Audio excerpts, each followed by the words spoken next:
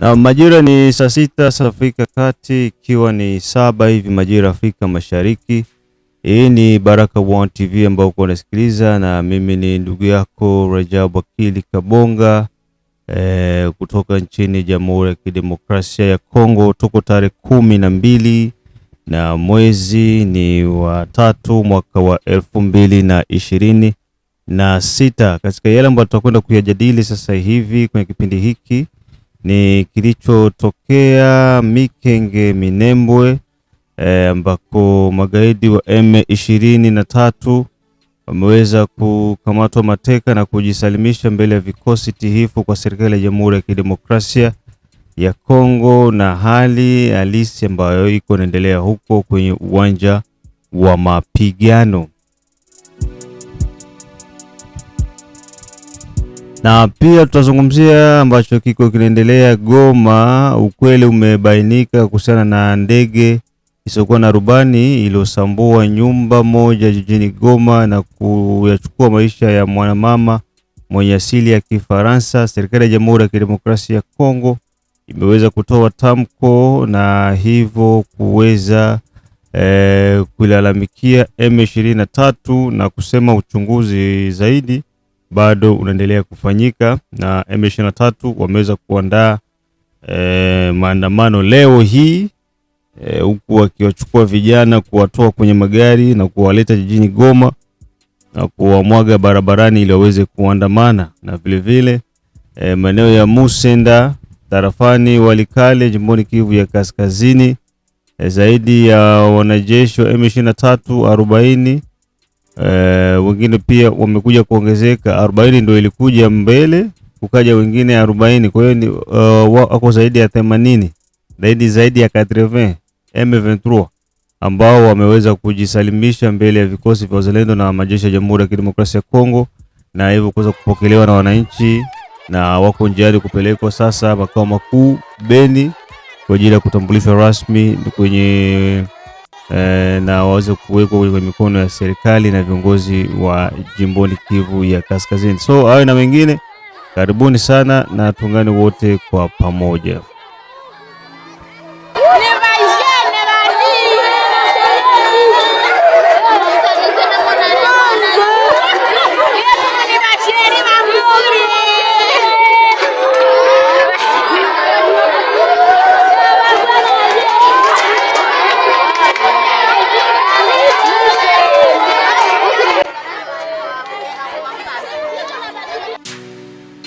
Kabla kwanza ya kuendelea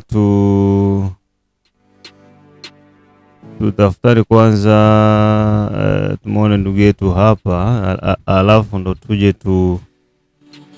tusikize hali yenye iko inaendelea Goma kwa sasa hivi kuhusiana na maandamano. Maandamano ambayo kunafanyika Goma. Tujue hali ikoje Goma sasa hivi.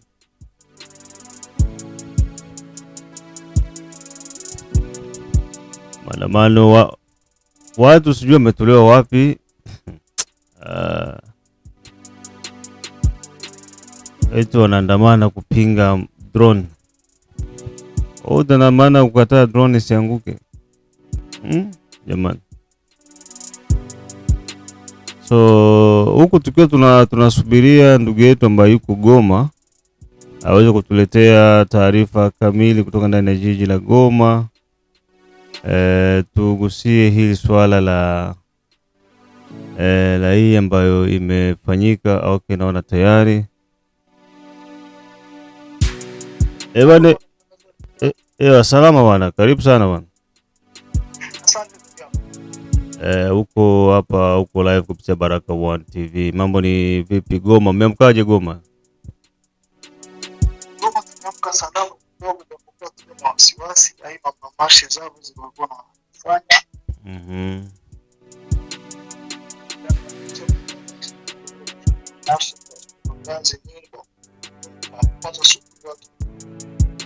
Wanafanya kwanza mamufaza wa mtari wa pengine barabara sio kaingia. Ndio kuna wanasema watu wacha kupika waende kufanya manifestation yote kwa ajili. Ni kama masozi moja wakaleta makamio zinakia na wala wazini akila wale wazini wanataka kutoka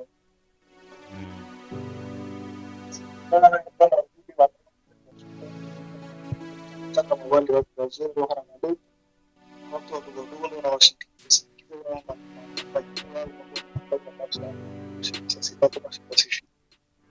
Hayo maandamano yalikuwa organize na nani, kwamba ni polisi ya M23, jeshi, ama ni kote politique, sema mairie ama gouvernorat? marche inaonekana ilikuwa organize na wajeshi Ya M23. kisha ndio kisha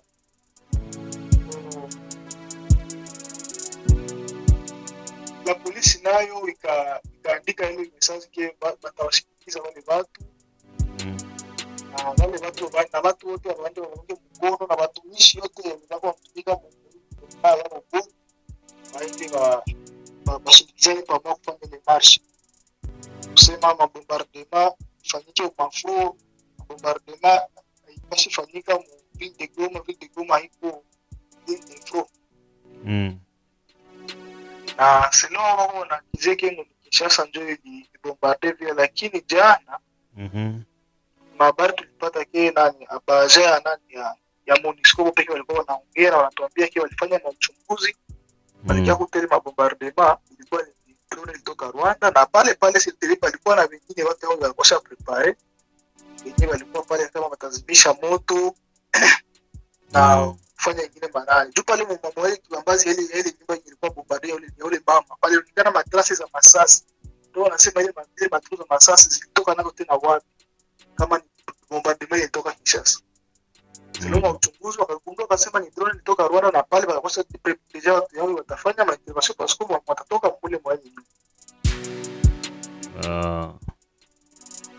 Kwa hiyo ni ndio ile ambayo inasemekana ni michezo michafu ambao wako wanacheza.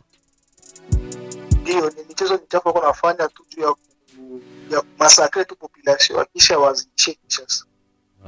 Bora ni wao ndio tunajua wao ni watu terrorist, hawana huruma na watu. Tukibaki hapo kwenye maandamano, sasa hivi tunaelekea saa sita hivi. Hali sasa ya mji wa Goma ukoje? Raia waliitikia, walijitokeza kuandamana, ama ni wale ambao wao tu walitayarisha? Wale wenyewe walitayarisha tu, wale wenyewe walitayarisha ndio waliopatana nao, na wale watumishi wao wenyewe wanatumika muhimu mapo zao ndio walipatana nao. Population yake ilijikatalia wamotari kwanza, sai walikuwa nakata masoni hata motari barabara, lakini sai wamotozi kunapita mabisi ndio wanaogopa na mabutiki ndio wao wafunguli wa partisi mwanzo kama biliria wafunguli kule mvile. Mimi nilitoka nani mabutiki zilikuwa zinafunguliwa, nyumbangu kwa walipita kama si mimi shona pita kule wa terorasha shona kwa sababu fungu tabana na watamkata maamani vile vile ndio wamengi wakafunga tu jeli ya boga, lakini hakuna watu wenyewe walibafuata mmoja wao baki wanaenda mobile wao wale watu wenyewe watu. Na hiyo makanuni ilikuwa kuambia wazeni Afrika na wasoda wale watu matekino na walitalita kwa wasindikiwa juu kulingana kama wako wa population ya Goma haiko population juu sai mimi niko huko kuna ngambo ya aeroport kama parti wanaita Kautimbo ndio kwa makanuni zingine tuliona zinapita mu barabara zinashuka ngambo ya Kireju zipande zingine na hiyo population ya ngambo ya huko wote huko hapo na sana sekunde si wasuka tu walikuwa mafu kule ndio walisha matiro hapa sasa ni makamera. Okay. Na ukizingatia sasa hali ya wasiwasi jinsi inavyozidi kuwatawala M23 kwa mtazamo wako, na wewe ambaye ni raia wa Goma, unaona hiki kitendo kitawafanya waishi vizuri, ama serikali Goma raia mnataka isitishe kuwapunguta hawa jamaa ama iendeleze moto? Selo si tu na population yote nyiko hapa Goma, gouvernement tulifanya moyo yake yote iingie tu mwako wa official maju havana tena morale na bako ndo na boga hapa. Asubuhi walikuwa pena kwamba walikuwa wafanya kamchaka kusema kae waoneshe keme bako stable nini, mimi unaangalia ile mchaka uko unafanya unakuta bakumata kama ni bawili tu, unakuta soda afika hata kiasi soda yao masporo hapo barabara pale wasu abafiki na seko msibashaisha mshe bashaisha hapa. Hakuna kitu kwa ile mamaski tu, lakini hapa sisi watu tuna situation hakuna vingi zaidi tu. Ni wale wa polisi ni kuambia wale wa polisi ya Rwanda wanamaliza Januari na mashiriza Januari ndio wao na sisi, lakini wa soda okay, tunawe basoda wako wanakamatiwa waende mfro wakipata tu banda ripoti kwa zani au kudija banakuwa mkarasa wa soda. Siku hizi wanajiripoti wengi sana. Tumekamatwa moja karibu katreve hivi mangambo ya Musinda huko, tunawapeleka Beni sasa hivi. Okay, huko baadhi ya bajene wenye wako wanaiunga mkono M23 mvile ya Goma. Eske unaona tu message moja kwa ndugu zetu wale wenyewe wanajiunga na waunga mkono wala kwa support, inaonekana wako nakuwa ndo manipulate na mixha wengi wapatia tu, waachane ile mambo juu wako nateseka, ndugu zao ndio wako wanaendelea kuteseka hapa na wa mama zao ndio wanateseka hapa. Ni mambo yako mambo kuunga mkono kabisa. Wengine watu wako wanalia wewe tu wanakupatia kama ni kipande, kwanza asema maneno yenyewe uzingani haiko mzuri.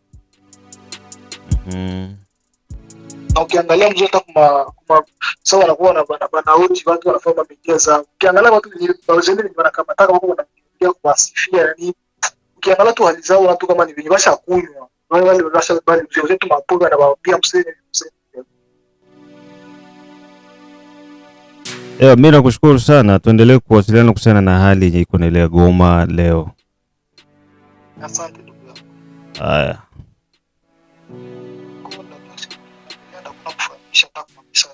Okay, sawa ndugu, kazi njema bwana. Asante baba. Haya.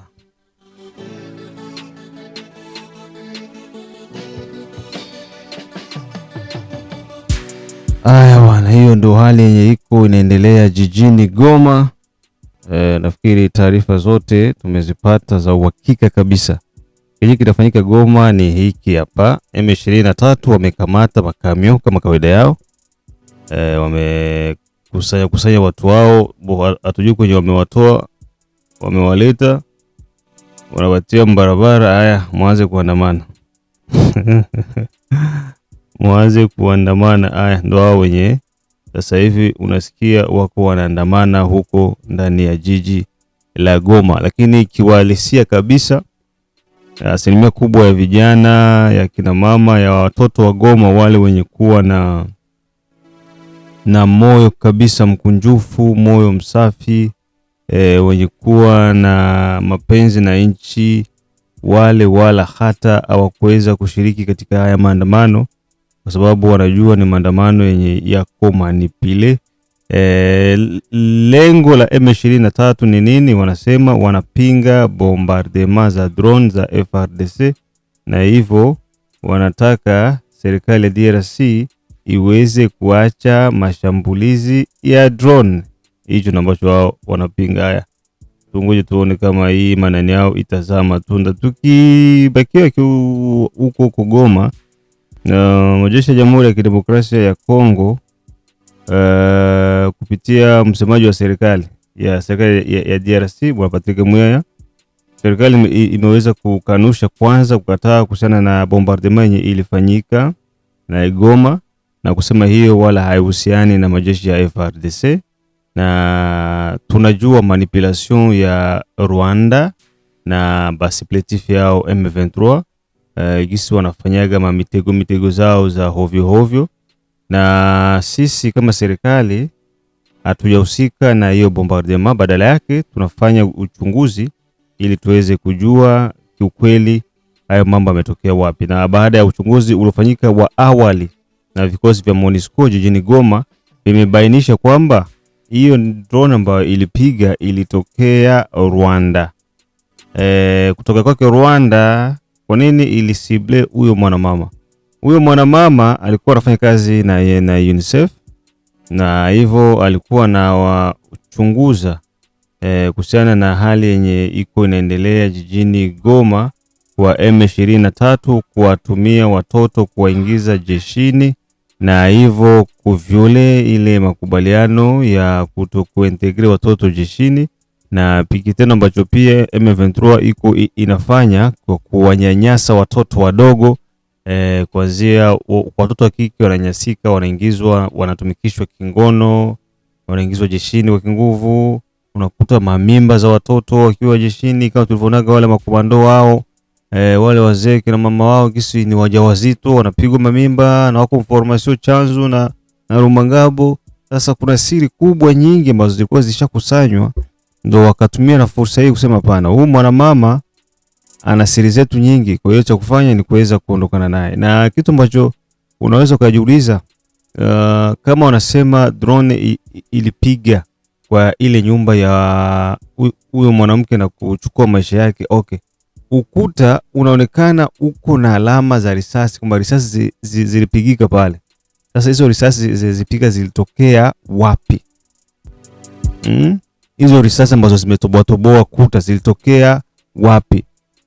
Eske drone inakujaga na kupiga vichele? Hapana, drone ni kibinda nkoi, akimwanga anamwaga na vineshia pale. Sasa hizo makuta ambazo zimepasuka kwa risasi, inaonekana kuna watu walikuwa wako chini pale ambao walitekeleza hii operation, na dalili zote zinaonyesha kwamba ni operation ambayo ilifanywa na M23 wao wenyewe ili kuendelea kuipatia mzigo serikali ya DRC.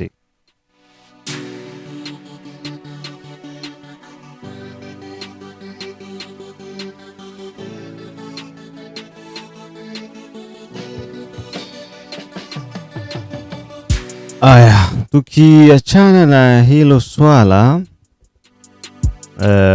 turudi Minembwe Mikenge huko, ambako majeshi ya Jamhuri ya Kidemokrasia ya Kongo wameweza kuwatambulisha magaidi wa M23 ambao walikamatwa mateka na wale ambao pia waliweza kujisalimisha baada ya moto mkali. Kumekuwa ukishuhudia mapigano makali na yenye kasi ya kipekee katika milima ya nyanja ya juu kati ya magaidi wa M23 dhidi ya vikosi vya serikali. Baada ya kuweza kuwadondosha ndege zisizokuwa na rubani mbili za M23 huko maeneo ya Mikenge, serikali imeweza kuwatambulisha na kuweka hadharani wanajeshi wasiopungua 24 wa M23 ambao walikamatwa na vikosi vya Jamhuri ya Kidemokrasia ya Kongo FARDC huko maeneo ya Mikenge. Walikamatwa tokea hiyo tarehe 10 kutamisha tarehe 11, na hivyo kuweza kuwekwa hadharani ndani ya kitongoji cha Mikenge jimboni Kivu ya Kusini mashariki mwa Jamhuri ya Kidemokrasia ya Kongo. Kutokana na msemaji wa Operation Sokola ya pili wa sektere ya Sud Kivu, Luteni Mbui Kalonji Regen amesema kwamba hizo kwanza na hizo apare ambazo waliweza kuziangusha, hizo drones zilikuwa ni za Rwanda ambazo zilikuwa zinatumikishwa na nembo ya RDF, Rwanda Defense Force, na ambazo zilipewa kwa magaidi wa M23. Hizo drone ziliangushwa hivyo, na vikosi vya kijeshi ya Jamhuri ya Kidemokrasia ya Kongo vimeweza pia kusema hayo mambo yaliyofanyika ulikuwa ni uchokozi, na hivyo kufanya vikosi vya DRC kuweza kujiingiza deep ili kuweza kuanzisha mashambulizi ya chaka kuchaka ili kuweza kuwaondoa magaidi wa M23. Haya, baada ya kuingia katika operesheni ya nguvu, hivyo walifanikiwa kuchukua zaidi ya mateka 25 wa M23 na wengine ambao walikuja kujisalimisha ndani ya kitongoji cha Mikenge pamoja na Kakenge.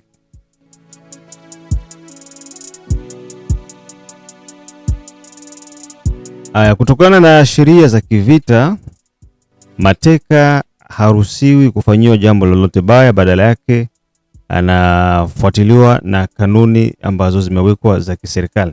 Hivyo walikuwa napewa somo kwa wale wenye watataka kujiunga na jeshi watafikiriwa, na kwa wale wenye watapenda pia kurudi katika maisha yao ya kawaida ya kiraia pia watarudi katika maisha yao ya kiraia.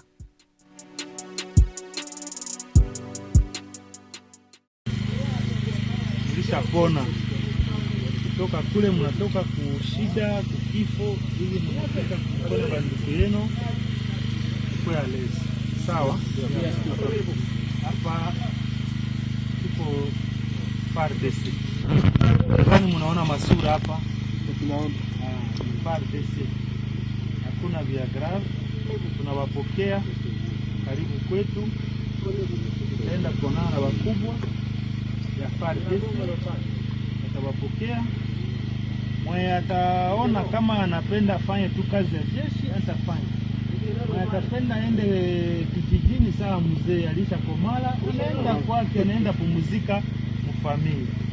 Sasa mkwe leo. Sawa? Nadhani nilishaongea na nilishawapatia habari. Kuna mwaike na watu wasikuwa na asubuhi na saa ya moja kula ngali mandala na safari ngali mbele. Huku baridi iko mingi. Mwe mteremuke kule chini kwenye kuva jua na mtapata namna kukula. Sawa? Walikuwa mbele walishakuwa maana nitumia mafoto hapo, walishakuwa matenisi vile, walishakuwa lezi. Msikuwe na wasiwasi wenu. Nasikilizana? Okay. Probleme ni hakuna rezo. Kama rezo ingekuwa nifanya contact na bene banabakia kule, wafate bakuye kule. Ni mateso na mateso. Kazi ya jeshi naomba mtu anafanya na volonte yake. Mimi napenda niende nikombania nchi yangu.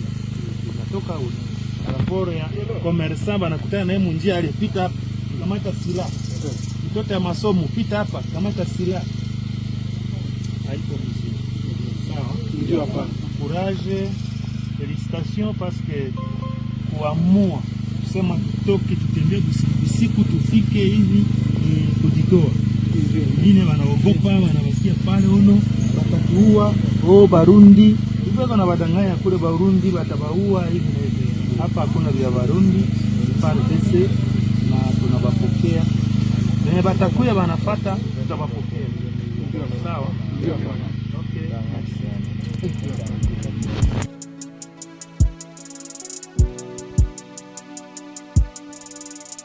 Aya, tukiachana na tukio za huko jimboni Kivu ya Kusini, inatubidi tupande jimboni Kivu ya Kaskazini sasa, ambako huko maeneo ya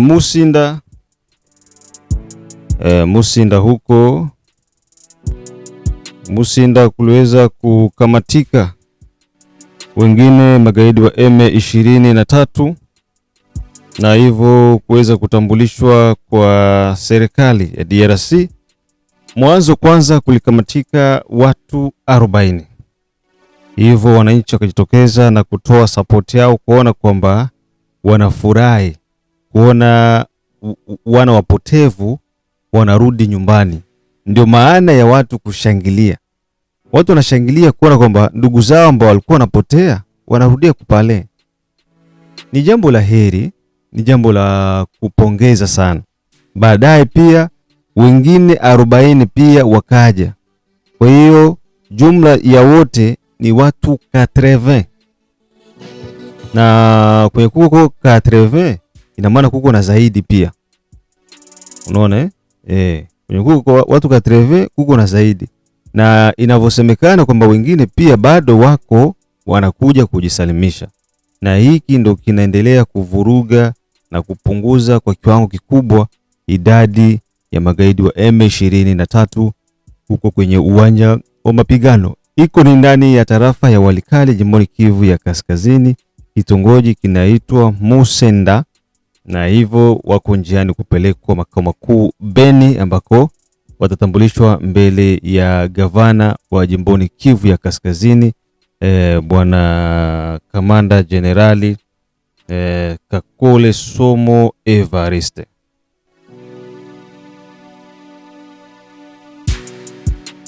Naam, nafikiri katika haya mambo ambayo yako yanaendelea, ni kutoa shukrani za dhati sana kwa serikali yetu, vikosi vyote kwa kazi kubwa ambayo wako wanafanya. Sasa hapa kuna jambo ambalo pia na mimi natakiwa niweze kulikazia.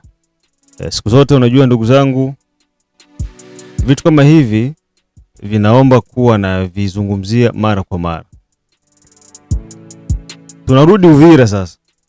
Juu tuko Uvira hapa. Tuseme, tukumbushane. Unaona mateka ambazo zimekamatwa huko Mikenge na Kakenge, Maminembwe, ni mateka za M23. Sawa? Ule upande wa milima ya M23 unyoko napigana kule ni Twirwaneho, Redi Tabara, force negative, ambao ni allié wa M23. Sawa? Tuelewane hapa, tuelewane vizuri. Uvira tunafere face directe na RDF M23 AFC. Ili ndo iko direct. Muku ba Ugande, ba Somalia, ba Eritrea, ba Kenya na wengine ambao tunafanya nao front yenye iko di direct. Licha ya hivyo, huko makubaliano ya Umoja wa Mataifa ambayo yanasema kwamba M23 hawana ruhusa yoyote hile ya kushambulia jiji la Uvira. Niko nataka tu niondoe watu wenye wako ndani na nje ya Uvira wasiwasi. Licha kwa tuko tunapigana na mnaona drone ambazo ziko zinapigika, lakini serikali inaelewa majukumu yake ni yapi. Hata serikali ikitoa FRDC yote kule Runingu, watoke wote RN5 ibakie wazi tu live, hakuna kahoko hata mmoja mwenye atajipermete kuya Uvira. Kwa hiyo ondoweni mashaka na ondoweni wasiwasi. Ni kuja kugusia swala la Jean-Jacques Purusi, gouverneur.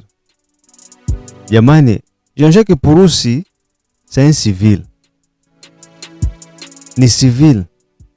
Na gavana civil, masuala ya bien sûr yeye ndo mwiko chargé na yeye ndo president wa sécurité ya province. Anajua gisi vita iko inaendelea tusa. Lakini benye biko chargé na renseignement na opération za kijeshi haiko yeye, ni wanajeshi. Sasa hii maneno yenye watu wanaanza kutengeneza kusema ki saba refugee watarudia kutoka Burundi ndo watakuja na M23 itaingia, M23 itakuja Uvira tena itanguka. Jamani, si tuko infiltré na M23. Ça c'est logique. Muvita kila watu wanatumaga ba espion yao huku na wengine huku. Kwa tunaongea hapa saizi kuko ba espion ya Iran benye biko Etats-Unis, wako Tel Aviv, Israel. Tuko na ba espion ba Israel na ba Etats-Unis benye biko Tehran, Iran. Vinakwaga sawa, ba huku wanaenda huku na huku wanaenda huku. Esko nafikiri si hatuna ba espion Mugoma? Si tuko nao. Nafikiri hatuna watu Bukavu? Si tuko nao. Eske mwasiaki ku Baraka One TV? Wako mule ndani. Na zingine zenye wanaletaga atuzitoyaga hapo. Hizo zinaendaga kabisa sehemu husika. Hatuzitangaza. Wako ndani. Kwa hiyo kuwa infiltre, kuingiliwa, kuwa kufanywa ma espionage, sasa normal.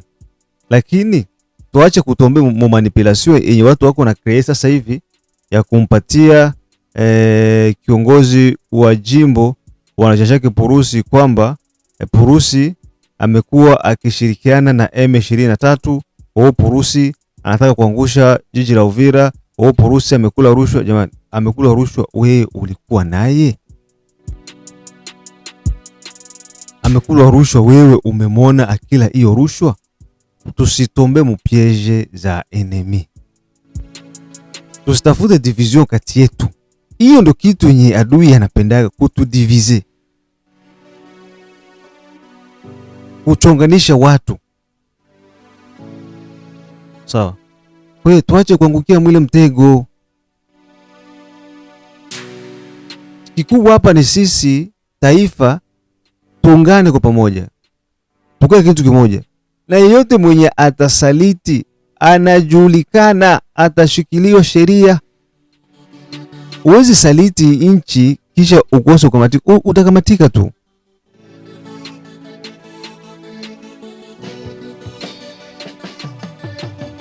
Unafikiri kuna viongozi wangapi wa jeshi ambao wako gerezani?